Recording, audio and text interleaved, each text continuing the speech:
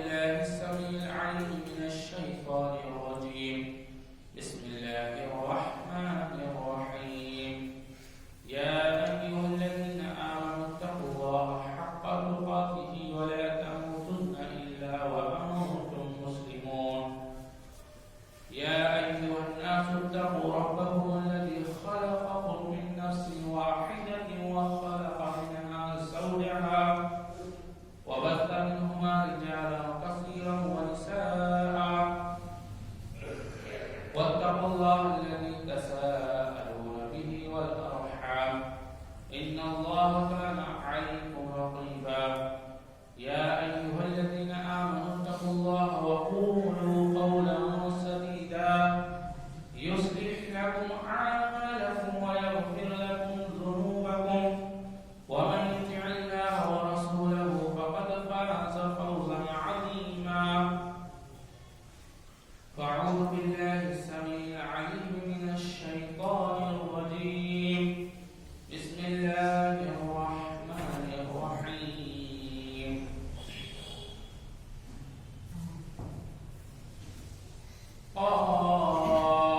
والقرآن المجيد بل عجبوا أن جاءهم منذر منهم فقال الكافرون هذا شيء عجيب أإذا متنا وكنا ترابا ذلك رجع بعيد قد علمنا ما تنقص الأرض منهم وعندنا كتاب حفيظ بل كذبوا بالحق لما جاءهم فهم في أمر مريج أفلم ينظروا إلى السماء فوقهم كيف بنيناها وزيناها وما لها من فروج والأرض مددناها وألقينا فيها رواسي وأنبتنا فيها من كل زوج بهيج تبصرة وذكرى لكل عبد منيب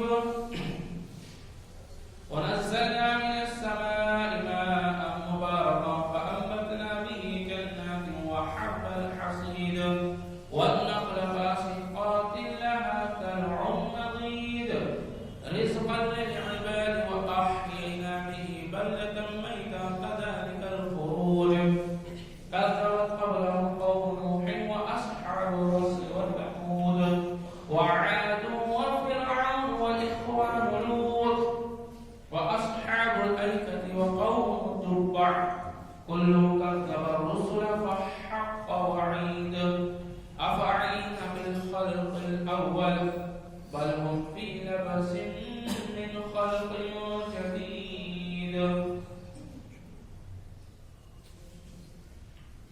فأعوذ بالله السميع العليم من الشيطان الرجيم.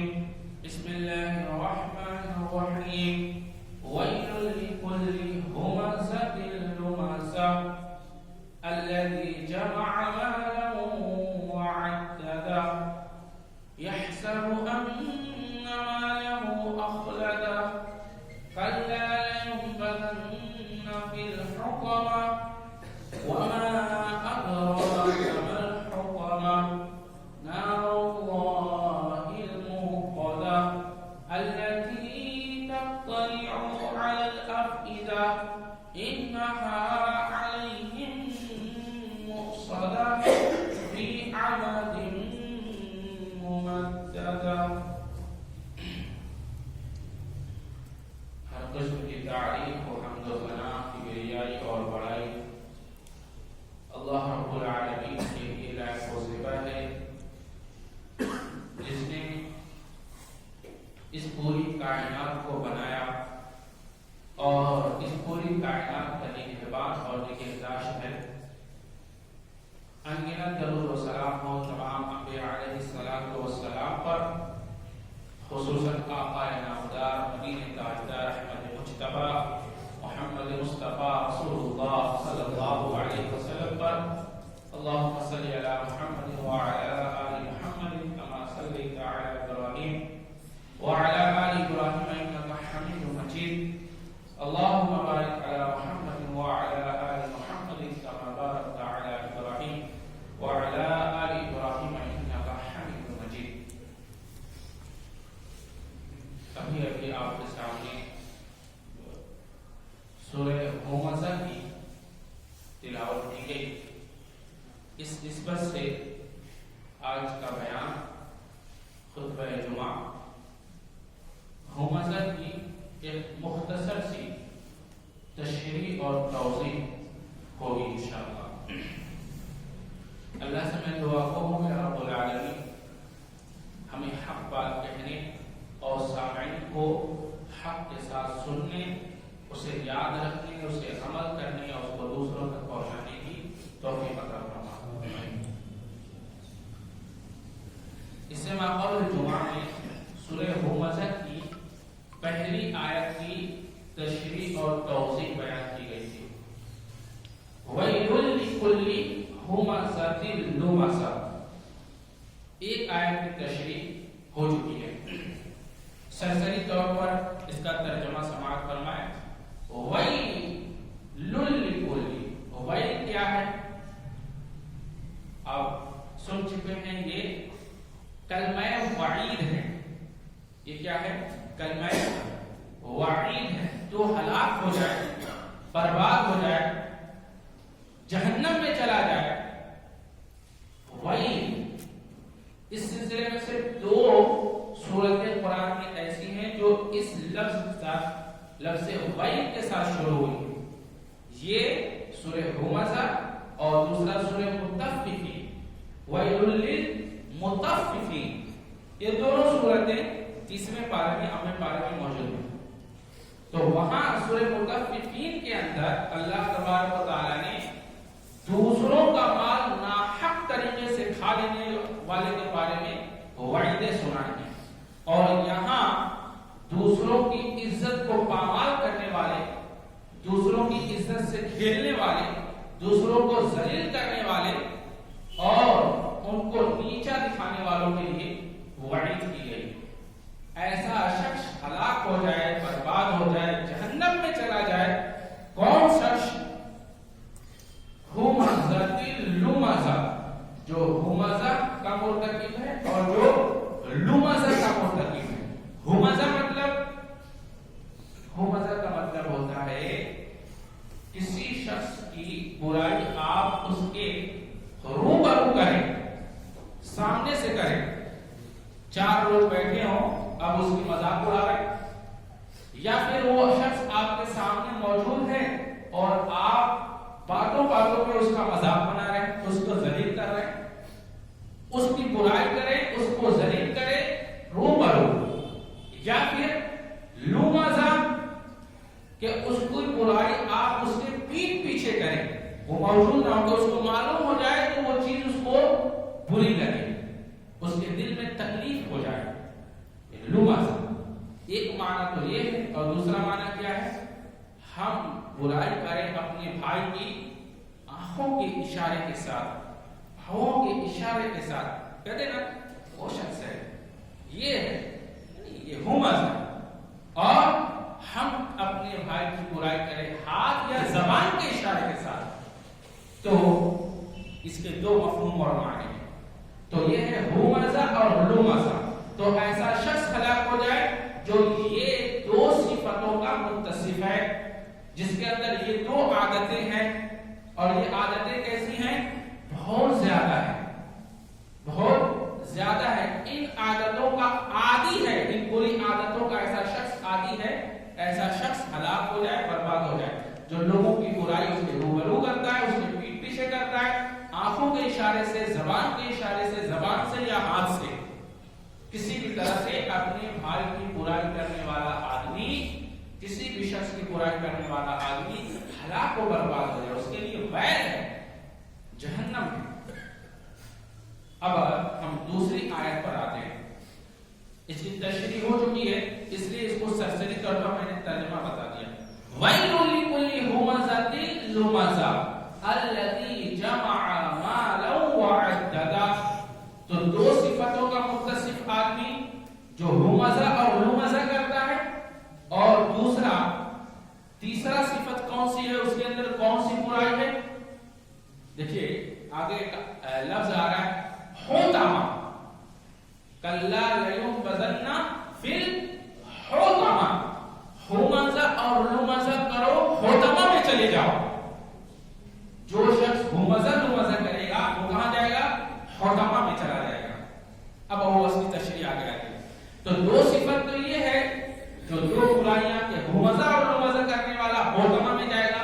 اور تیسرا جو اس کے اندر برائی ہے وہ یہ ہے الذی جمع مالا وعدد، جو اپنے مال کو جمع کرتا ہے. جمع جیسے جمع سے کیا مراد؟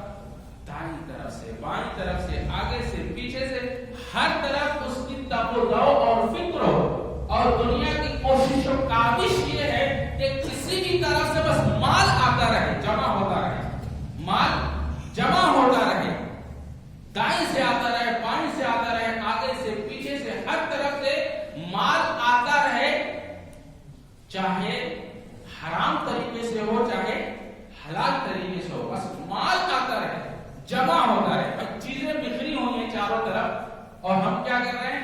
چاروں طرف سے چیزوں کو اٹھا کر ایک جگہ جمع کر رہے ہیں، ایک جگہ رکھ رہے ہیں. یہ کیا ہے؟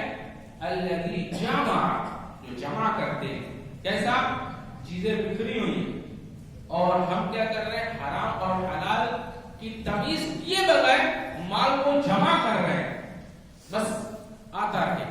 تو الذی جمع مالا وعدد. اب دیکھیے ایک لفظ کے اندر بڑی گہرائی ہے. میں سوچتا ہوں کہ اس لفظ کی تشریح کرنے کے بعد میرے پاس الفاظ نہیں ملتے کہ کیسے میں اس کو واضح کروں.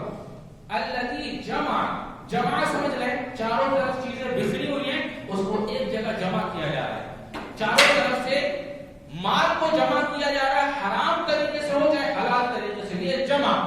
اور مال ہو، دیکھیے مال جو ہے یہاں نکرہ ہے، یعنی آپ پوری زندگی ایڑی سے لے کے چوٹی تک کی زور لگا لیں اور پوری زندگی کھپا دیں، اللہ کہتا ہے بس ایک مال تم جمع کر پاؤ گے. پوری دنیا اللہ نے بنائی ہے، پوری دنیا تمہیں نہیں مل سکے گی، پوری دنیا تم کبھی حاصل نہیں کر سکو گے. اتنا ہی تجھے ملے گا جتنا اللہ نے تیری تقدیر میں لکھ دیا. اللہ اکبر. پوری زندگی انسان ایڑی سے چوٹی لے زور لگا لے. ہر انسان چاہتا ہے میرے پاس محل ہو جائے، میرے پاس گاڑی ہو جائے، میرے پاس بینگلور ہو جائے، میرے پاس پراپرٹی ہو جائے. اس کی خواہش نہیں ہے. کیا ہر چیز ہر کسی کو ملتی ہے؟ نہیں ملتی. اللہ کہتا ہے جتنی چاہے تو زور لگا لے، صرف ایک مال تجھے، دنیا کا تھوڑا سا حصہ جو تیری تقدیر میں نے لکھا ہے اتنا ہی تجھے ملے گا. اللہ اکبر. اس سلسلے میں ایک روایت یاد آتی ہے، بہت ہی اہم روایت ہے، لے کر جائیے. امام ترمذی رحمہ اللہ علیہ ترمذی شریف کتاب الزہد کے اندر روایت لائے. راوی حضرت ابو ہریرہ رضی اللہ تعالیٰ عنہ ہیں. فرماتے ہیں نبی صلی اللہ علیہ وسلم نے فرمایا ایک دفعہ کہ کون ہے تم میں سے جسے میں نصیحت کروں اور وہ اس نصیحت کو سنے، اس کو یاد رکھے، اس پر عمل کرے اور دوسروں تک پہنچائے. حضرت ابو ہریرہ اٹھے، کہا اللہ کے رسول میں ہوں. اچھا ٹھیک ہے. آپ نے اپنے ہاتھ میں پکڑا اور کہا کہ سن نصیحت دیکھیے. کوئی شخص، وہ شخص غنی ہو گیا، وہ شخص مالدار ہو گیا، وہ شخص بے نیاز ہو گیا جو اپنی تقدیر پر راضی ہو گیا. اللہ اکبر. جو مل گیا اس پر راضی ہو گیا، وہ شخص غنی ہو گیا. غنی کون شخص ہے؟ اللہ نے جو دے دیا اس پر وہ راضی ہے، اس پر وہ خوش ہے. یہ سب سے بڑا غنی ہے. ورنہ آج دیکھ لیجیے لوگوں کا جو حال ہے، مال پہ مال سمیٹے جا رہے ہیں لیکن سکون اور اطمینان نہیں ہے. سکون اور اطمینان نہیں ہے. مال پہ مال سمیٹے جا رہے ہیں. ایک پراپرٹی خریدی دوسری پراپرٹی خریدنے کی فکر نے ان کی راتوں کی چین اڑا دی ہے، لیکن جس کو جو مل گیا اس پر اللہ سے راضی ہوا، خوش ہوا. اللہ نے اس کو وہ دولت دے دی جو دنیا کے کسی بڑے سے بڑے آدمی کو نہیں دی. جو مل گیا اس پر راضی ہو جائے، دنیا کا سب سے بڑا غنی ہے. اللہ اکبر. پہلا. اور دوسرا سب سے بڑا عابد وہ ہے جو اللہ کی حرام کردہ چیزوں سے خود کو بچا لے. اللہ اکبر. اللہ کی حرام کردہ چیزوں سے بچا لے، وہ عابد ہو گیا. اور تم میں سے سب سے زیادہ مومن وہ ہے جو خود کے لیے پسند کرتا ہے وہی اپنے بھائی کے لیے بھی پسند کرتا ہے، وہ مومن ہو گیا۔ اور جو شخص اپنی زبان اور ہاتھ سے دوسرے مسلمان کو محفوظ کرتے وہ مسلمان ہو گیا۔ اور جس نے اپنی اندر زیادہ ہنسنے کی عادت کو نہ پنپنے دیا، بہت زیادہ ہنستا نہیں ہے، ایسا آدمی کا دل زندہ ہے، وہ مردہ دل ہونے سے بچ گیا۔ تو اس آدمی کا دل زندہ ہے جس کے جو بہت زیادہ ہنستا نہیں ہے، کھلکھلا کے ہنس رہے۔ آج کل لوگ ہنسنے کے لیے ہنسنے والی چینلز دیکھتے ہیں، وہ کیا کرتے ہیں، ہنسی مذاق کر کر کے ہنساتے رہتے ہیں، لوگ ہنستے رہتے ہیں، اور انجام دل مردہ ہو جاتا ہے۔ اور پھر کیا ہوتا ہے، اللہ اس کے رسول کی باتیں دل پر اثر ہی نہیں ہوتی۔ اللہ کے رسول فرماتے ہیں جو میں جانتا ہوں تم جان لیتے تو روتے زیادہ اور ہنسنا بھول جاتے، روتے زیادہ۔ اللہ اکبر۔ تو یہ بہت زیادہ کھلکھلا کر روز ہنستے رہنا یہ مومن کی صفت نہیں ہے۔ مومن بہت زیادہ اگر خوشی ملتی ہے تو بہت مسکرا دیتا ہے، مسکرا دیتا ہے، یہ نبی کی سنت ہے، مسکرا دیتا۔ تو یہ 5 نصیحتیں آپ نے فرمائی، کہا کہ دیکھو اس کو یاد رکھو، عمل کرو اور اس کو دوسروں تک پہنچاؤ۔ تم میں سب سے بڑا غنی وہ ہے جو اللہ کی تقدیر پر راضی ہو جائے، جو اللہ نے دے دیا اس پر خوش ہو گیا، اس پر راضی رہا۔ تو الذی جمع مالا وعددا، جو مال کو جمع کرتے ہیں، اچھا وہ عددا ہے آخری میں، یہ لفظ بڑا قابل غور ہے۔ سنیے، عددا کہتے ہیں گننے کو، گن رہے کیا کہتے ہیں، جیسے اللہ تعالیٰ لا تحصوها، اللہ تعالیٰ کی نعمتوں کو کوئی گن ہی نہیں سکتا۔ وَإِن تَعُدُّوا لَا تُحْصُوهَا، تم شمار نہیں کر سکتے۔ وہی عددا، عددا یہ عدد گننا، عدد بنے گننا۔ تو یہ کیا کرتے ہیں، الذی جمع، مال تو جمع کر ہی رہے چاروں طرف سے، اور پھر اس کو کیا کر رہے ہیں، گن کر رکھ رہے ہیں، اور سمیٹ سمیٹ رکھ رہے ہیں۔ تو ایسا کریے، اس طرح سمجھیے، ایسا ان کو مال کا دنیا کی دھن لگی مچی ہے، ایسا کہ رات کو سو رہے ہیں پھر ان کو خیال آ رہا ہے دیکھو مال، الماری کھولتے وہ گڈی نکالتے گرتے اتنا اتنا اتنا اتنا، اچھا پھر رکھ دیا اور پھر جا کر سو گئے۔ پھر ان کو فکر لگی یہ کام کرنا تھا، دیکھیں کتنا اور ہے نہیں، پھر اٹھتے پھر نکالتے، پھر دوسری گڈی نکالتے، پھر گرتے۔ اللہ اکبر۔ یعنی ان کو یہ مال جمع کرتے گننے کی جو دھن ہے، یہ دھن نے اس کو آخرت سے غافل کر دیا۔ اللہ اکبر۔ الذی جمع مالا وعددا، تو ایسے لوگ جو مال کو جمع کرتے ہیں حلال اور حرام کی تمیز کیے بغیر، اور جدھر سے آئے بس آتا ہے، گننے کی دھن لگی ہوئی ہے۔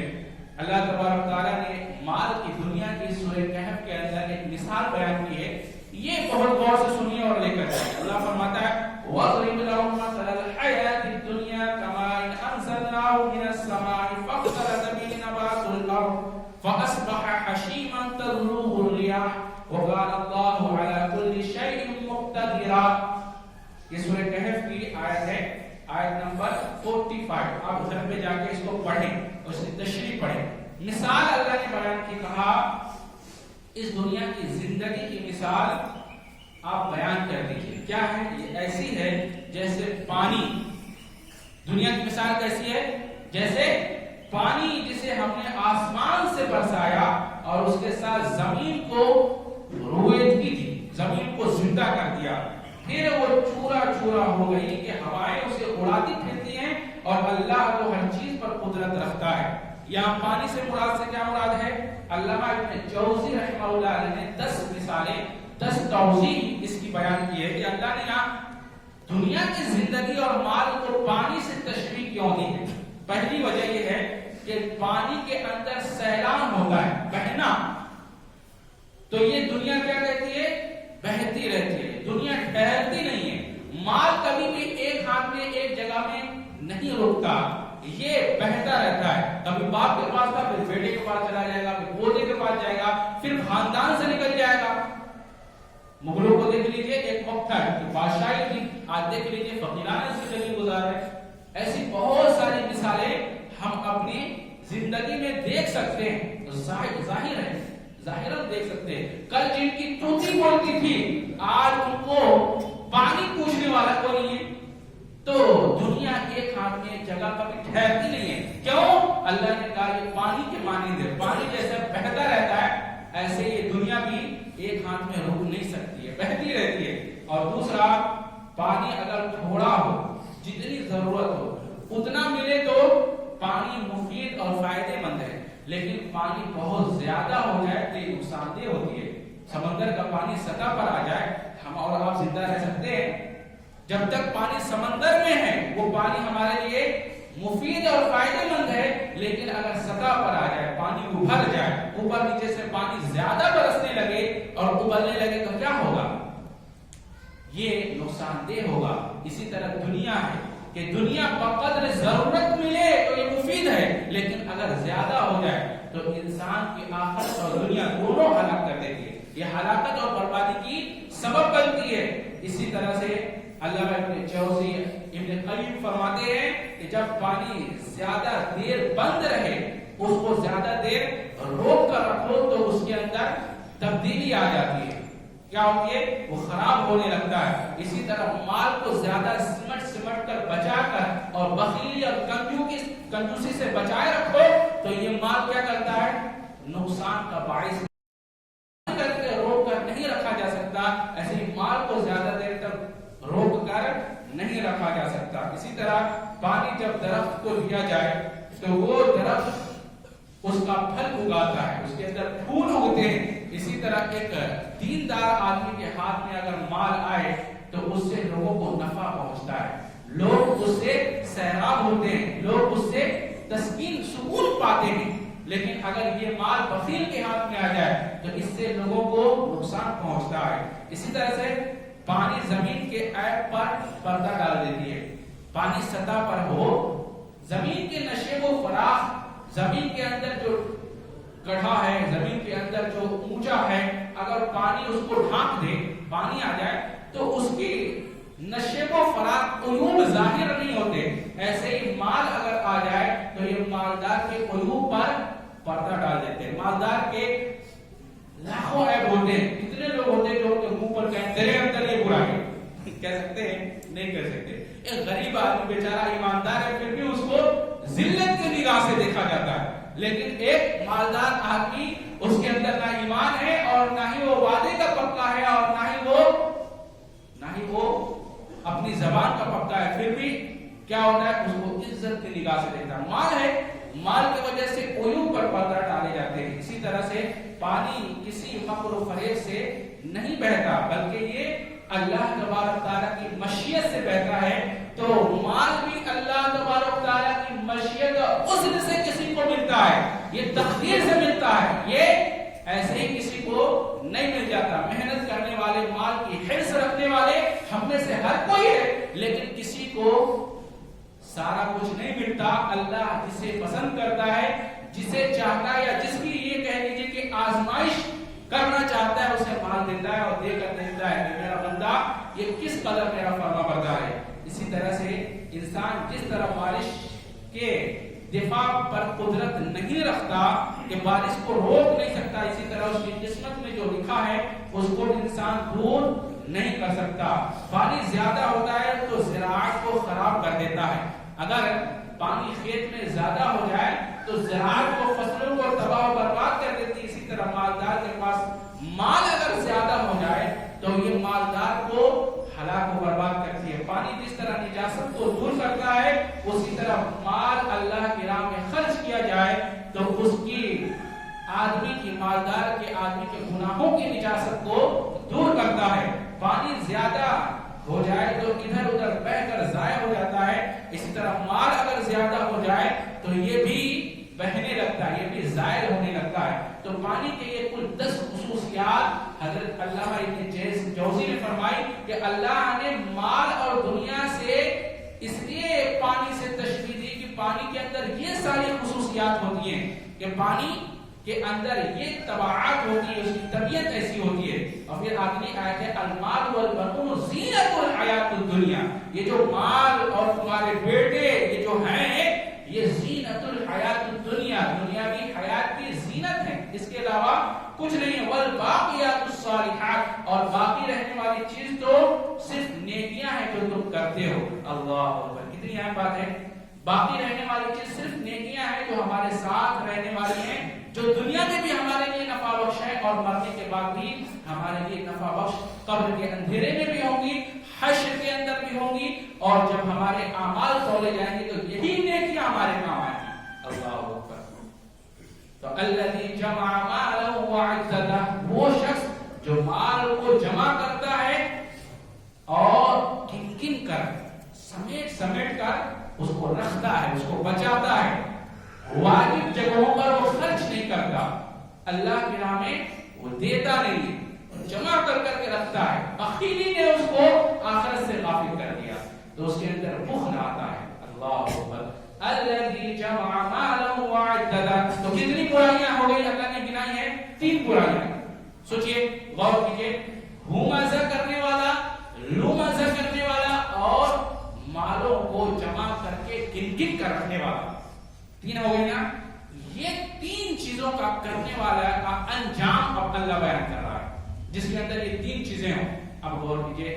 الذی جمع مالہ وعددہ یحسب ان مالہ اخلدہ. بہت اہم چیز ہے، بہت غور سے سنیے. اللہ کہتا ہے یحسب، کیا انہوں نے سوچ رکھا ہے، کیا انہوں نے گمان کر رکھا ہے ان مالہ اخلدہ، کہ ان کا مال کبھی ختم نہیں ہوگا، ان کو ہمیشہ ان کا مال ان کے پاس. اللہ، گجب کی بات ہے. کیا انہوں نے یہ سوچ رکھا ہے ان کا مال کبھی ان سے جائے گا نہیں، یا پھر یہ ہمیشہ زندہ رہنے والے؟ اللہ، کیا یہ ہمیشہ زندہ رہنے والے، یا ان کا مال ان کے پاس ہمیشہ رہنے والا؟ یہ تو گن کر سمیٹ کر، یہ الماری میں جو سیٹ کر، یہ جو بینک بیلنس بنا رہے ہیں. اللہ کہہ رہا ہے الذی جمع مالہ وعددہ یحسب ان مالہ، کیا تم نے گمان کر رکھا؟ یحسب کیا کرے؟ گمان کرنا، سوچنا. کیا انہوں نے یہ سوچ رکھا ہے، یہ گمان کر رکھا ہے؟ گمان کیا یہ حقیقت ہوتی ہے؟ ہم اور آپ جو گمان کریں، جو سوچیں، کیا وہ حقیقت ہوتی ہے؟ حقیقت نہیں ہوتی. اللہ کہتا ہے یہ تمہارا گمان بھی حقیقت نہیں ہے، بلکہ یہ تمہارا گمان غلط ہے، تمہاری سوچ غلط ہے. نہ تم زندہ رہنے والے ہو، نہ یہ تیرا مال جس کو تم نے سمیٹ کر اور گن کر چپک کے رکھا ہوا ہے، یہ باقی نہیں رہنے والا. الذی جمع مالہ وعددہ یحسب ان مالہ اخلدہ. بظاہر یہ سورہ لگتی ہے عام سی سورہ ہے، پہلے میں بھی پڑھتا تھا، پڑھ کے گزر جاتا تھا، سمجھ نہیں آتی. جب اس پر غور و فکر کیا، اس کے ایک ورڈ پر بڑی گہرائی ہے، سمندر ہے پورا معنی کا، میں بیان نہیں کر سکتا. تو آگے آیت دیکھیے. یحسب ان مالہ اخلدہ کلا. اللہ، کلا، ہرگز نہیں. ہرگز نہیں، کیا نہیں؟ کیا ہرگز نہیں؟ کلا، ہرگز نہیں. کیا ہرگز نہیں؟ سوال، اب جواب دیکھیے. کلا لینبذن فی الحطمہ. تمہاری یہ جو سوچ ہے، تمہاری یہ جو فکر ہے، تمہاری یہ جو گمان ہے، کلا، ہرگز یہ صحیح نہیں. کیا ہے؟ لینبذن. اس کو سمجھیں، یہ لفظ کیا ہے؟ نبذہ کہتے ہیں حقارت کے ساتھ کسی چیز کو پھینک دینے کا نام نبذہ. نبذہ لینبذن. لفظ نبذہ جو ہے، اگر گھر سے آپ کچڑا نکال رہے ہیں، کچڑا نکالا اور نکالنے کے بعد آپ کیا کرتے ہیں؟ اس کچڑے کو کچڑے میں کیسے پھینکتے ہیں؟ عزت کے ساتھ رکھتے ہیں، حقارت کے ساتھ، ذلت کے ساتھ، کرہیت کے ساتھ پھینک دیتے ہیں. اس کچڑے کو کچڑا پھینک دیتے ہیں. اللہ کہتا ہے تم جتنا بھی کوشش کر کے کو جو جمع کر کے رکھے ہو رہا، آ جاؤ میرے پاس آؤ رہا، تمہیں ایسے ہی ہوتما میں ڈال دیں گے. حقارت اور ذلت ہے. تمہاری اوقات ایک کچڑے کی طرح ہے، جیسے تم کچڑے کو ذلت اور حقارت کے ساتھ، اس کو کرہیت کے ساتھ پھینکتے ہو، ایسے ہم تمہیں ہوتما میں پھینک دیں گے. اللہ، سمجھ میں آ رہا ہے؟ سمجھ میں نہیں آیا؟ کلا لینبذن فی الحطمہ. ہرگز نہیں. جو تم نے سوچ رکھا ہے، جو تم کر رہے ہو، ایسا ہونے والا نہیں ہے. تم میری طرف پلٹ کے آؤ گے نا، آؤ، ہم تمہارے منتظر ہیں. پھر تمہارے ساتھ کیا معاملہ کریں گے؟ لینبذن. تمہیں حقارت کے ساتھ، کرائیت کے ساتھ، ذلت کے ساتھ، تمہاری بعض اوقات اس کچڑے سے بھی زیادہ کہیں گزری ہے جس کو تم نالے میں کوڑے دان میں ڈالتے ہو، اسی طرح سے ہم تمہیں حوتمہ میں ڈال دیتے ہیں۔ اللہ اکبر۔ دنیا کا بادشاہ اللہ کے پاس گیا، اللہ نے کہا تیری اوقات نالے میں بہنے والے کیڑے سے بھی زیادہ، تم ذلیل ہو، تم گرے ہوئے ہو، تم گئے گزرے ہو، تم کو اٹھا کر حوتمہ میں ڈال۔ حوتمہ کیا ہے یہ جان لیجیے۔ حوتمہ جہنم کا ایک جگہ ہے، ایک مقام ہے، اور وہ مقام کیسی ہے؟ کلا لینبذن فی الحطمہ، یہ جو جہنم کی ایک نام ہے یہ حطمہ، یہ ایک جگہ ہے جہنم کی جس میں اللہ تعالیٰ ان 3 قسم کے لوگوں کو بھیجے گا، ڈالے گا۔ کون کون سے لوگ؟ ہمزہ، لمزہ اور مال کو گن گن کر جمع کر کے رکھنے والا۔ اللہ اکبر۔ ان 3 قسم کے لوگوں کے لیے خاص اللہ تعالیٰ نے حطمہ تیار کیا ہے جہنم میں۔ ان کو حطمہ میں ڈالے گا، کیسے؟ ذلت کے ساتھ، اور ان کو پھینک دے گا۔ اور اللہ نے فی الحطمہ وما ادراک ما الحطمہ، کہ تم جانتے ہو کہ حطمہ کیا ہے؟ اللہ اکبر۔ کوئی بہت بڑا آدمی ہو، وہ آپ کے سامنے آ کر کہے تو جانتا ہے مجھے میں کیا کر سکتا ہوں؟ تو جانتا ہے؟ اللہ اکبر۔ اللہ کہ جانتے ہو یہ حطمہ کیا ہے؟ وما ادراک ما الحطمہ نار اللہ الموقدہ۔ اللہ کہتا ہے نار اللہ، اللہ کی آگ ہے۔ اللہ اکبر۔ پورا قرآن پڑھ جائیے الحمدللہ سے الف سے لے کے والناس کی سین تک، کہیں بھی آگ کو اللہ تبارک و تعالیٰ نے پوری جہنم کی آگ کو یہ نہیں کہا کہ یہ میری آگ ہے، صرف اس جگہ اس مقام کی آگ کو، اس جگہ اس مقام کی آگ کو اللہ نے کہا نار اللہ، یہ اللہ کی آگ ہے۔ اللہ اکبر۔ خاص تیار کی گئی ہے حطمہ کن لوگوں کے لیے؟ ہمزہ، لمزہ اور مال کو جمع کرنے والوں کے لیے خاص تیار ہے۔ اللہ تبارک تعالیٰ ان کو ڈالے گا اور کہے گا نار اللہ، اللہ کی آگ ہے۔ نار اللہ موقدہ کیا ہے؟ موقدہ، موقدہ جب سمجھ لیجیے، موقدہ کہتے ہیں اللہ کے جب بھڑکائی ہے۔ ایک تو یہ میری آگ ہے، اور بھڑکایا کس نے؟ اللہ نے خود بھڑکایا اس کو۔ پوری جہنم کو اللہ نے بنایا نا، اللہ تبارک تعالیٰ خاص یہ جگہ حطمہ بنایا ہے، اور اس کو کہتا ہے یہ میری آگ ہے، اور اس آگ کو میں نے خود بھڑکایا۔ نار اللہ الموقدہ، اللہ کی آگ ہے جس کو اللہ نے بھڑکایا ہے۔ اللہ اکبر۔ نار اللہ الموقدہ التي تطلع على الافئدہ، التي تطلع على الافئدہ، اس کی آگ کہاں تک پہنچے گی؟ جب اس میں ڈالا جائے گا آدمی تو اس کی آگ انسان کی دل تک کو اثر کرے گی، دل تک کو جلا ڈالے گی۔ اللہ اکبر۔ دنیا کی آگ میں انسان جل جائے، اس کے دل تک آگ نہیں پہنچتی، اس سے پہلے وہ مر جاتا ہے۔ دل تک آگ پہنچنے سے پہلے انسان مر جاتا ہے۔ اللہ کہتا ہے میری حطمہ میں جب تو آئے گا نا، وہاں موت نہیں آئے گی، اور وہ جو آگ میں نے تیار کی ہے جو میری آگ ہے، یہ تیرے دل تک کو جلا ڈالے گی۔ اللہ اکبر۔ اللہ تبارک تعالیٰ ہم سب کو اس جگہ سے حفاظت فرمائے، آمین۔ تو نار اللہ الموقدہ التي تطلع على الافئدہ انها علیہم مؤصدہ۔ مؤصدہ مطلب کیا ہے؟ مؤصدہ مطلب ڈھانک لینے والی، بند کر دی گئی۔ یہ ایسی جگہ آگ، ایک تو آدمی ہے، ایک کمرے میں آگ لگ رہی ہے، اور اس میں آپ نے کسی کو پھینک دیا، اب وہ کیا کر رہا ہے؟ اس میں جل رہا ہے، دوڑ رہا ہے، گھوم رہا ہے، چل رہا ہے، دوڑ رہا ہے، گھوم رہا ہے۔ یہ جو دوڑ رہا ہے ادھر سے ادھر، ادھر سے ادھر آ رہا ہے، تو یہ آنے جانے میں ہو سکتا ہے تھوڑی سی اس کی تکلیف کم ہو جائے، تھوڑا سا جلن کم ہو جائے، یہ دوڑنے اور، لیکن اللہ کہتا ہے موصدہ، یہ جو کمرہ ہے اس کی آگ باہر نہیں نکلتی، اس کو بند کیا جاتا ہے، چاروں طرف سے یہ پیک ہے، اور پیک ہونے کی وجہ سے اس کی آگ ایک دوسرے کو کھاتی ہے۔ یہ آگ باہر نہیں نکلتی، اس کے شعلے باہر نہیں نکلتے، بلکہ اس کو پیک کر دیا۔ موصدہ میں واضح کرتا، ٹائم نہیں ہے، یہ موصدہ کا مطلب کیا ہے؟ وہ جو آپ نے بنی اسرائیل کا وہ 3 لوگوں کا حدیث سنی ہے جو بارش میں پھنس جاتے ہیں تو ایک پہاڑ کے کوہ میں، گفے میں چھپ جاتے ہیں، اوپر سے پتھر سرکتی ہے اور اس گفے کو ڈھانک دیتی ہے، وہ گفے کو ڈھانکتی ہے تو اس میں پیک ہو۔ یہ وہاں پر بھی وہی لفظ آیا ہے، موصدہ آیا ہے، تو اس کو ڈھانک دیا گیا، پیک کر دیا گیا، بالکل تو پیک کر دیا جائے گا، ڈال دیا جائے گا اور پیک کر دیا جائے گا، اس میں اس آگ میں پیک کر دیا جائے گا۔